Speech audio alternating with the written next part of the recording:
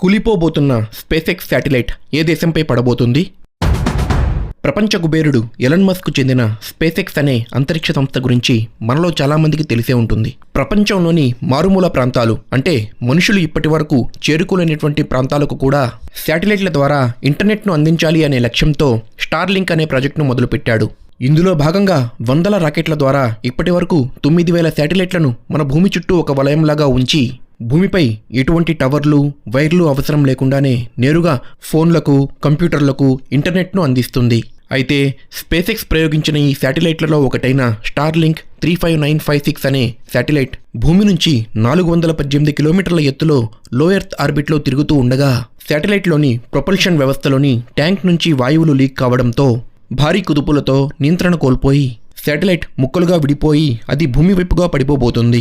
అయితే ఈ శకలాలు ఏ దేశంపై పడతాయో అని ప్రస్తుతం అందరూ భయంతో ఉన్నారు. అయితే స్పేస్ ఎక్స్ వాళ్ళు ఈ శకలాలు అలస్కా ప్రాంతంలో పడే అవకాశం ఉందని చెబుతున్నారు. ఇలాంటి మరిన్ని ఇంట్రెస్టింగ్ వీడియోల కోసం మన ఛానల్ను సబ్స్క్రైబ్ చేసుకోండి ఫ్రెండ్స్.